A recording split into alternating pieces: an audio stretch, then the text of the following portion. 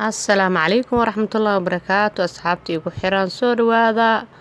maanta maxaan idin wadaa maxaa la yiraahdaa casho yar oo samaysanayay saa u jeedaanba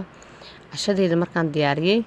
ayaan rabaa inaan tuso wax sidaan u samaystay cashadeeda waxay ka kooban tahay maanta qudaar iyo maxaa la yiraahdaa chicken la foorneeyay asxaabay insha Allah tacaala asxaabtay ugu xiran aad iyo aad aan idin soo dhaweynaa soo dhawaada cashadan fureynaa ما شاء الله حوجي عشان ويجي ضحدي ده شوي أنا ما تضوبست وجارين أيضا فول لكن ما شاء الله مركي إيسو بحذي أيها وحن السري أصحاب تعال بلوداك سيدا وإكتهاي محل هاي ما شاء الله يعني وحن اللي سود وهذا أصحابي إن شاء الله وفرينا وحن اللي فيديو وانتانا maaragtay dadkii ugu cusub waxaan leeyahay laag dhaha asxaabay oo subscribe dhaha oo share dhaha kuwii hore la joogay soo dhawaada oo laagna u qabta cashadan waa tan asaas u qiicaysa sidaas ay u eg tahay ma sha Allah tabaarak marka waxa waaye ma sha Allah alaab cajab ayaa meeshan ka soo bixi doonta insha Allah indhiina ku arki doontiin waa fureena kuleelna way tahay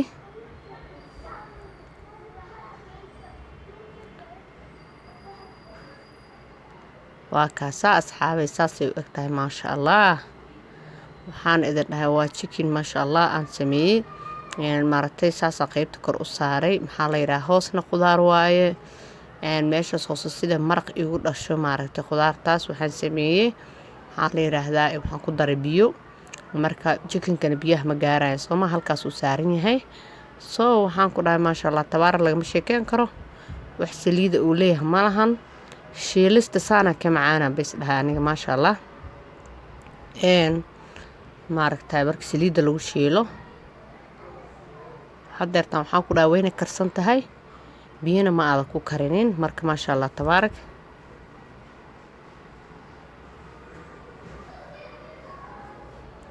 ma sha Allah asxaabiska ka sheekeeyaan ku dhaha kalarkeeda tastigeedan ana inka tijaabiyaan ku dhaa wax laga sheekeyn karo maahan ma sha Allah sidaas ay ku soo baxday ma sha Allah hoos waxaa noo yaalay qudaartii waxaan ku dhahay bislaatay chickenkeeni oo diyaarsan ayaa ka soo baxay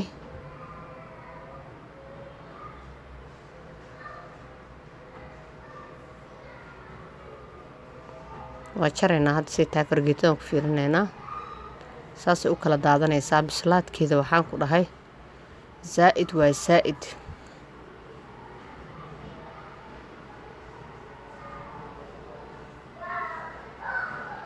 ما شاء الله تبارك مركز أصحابتي وحرم حان الله هاي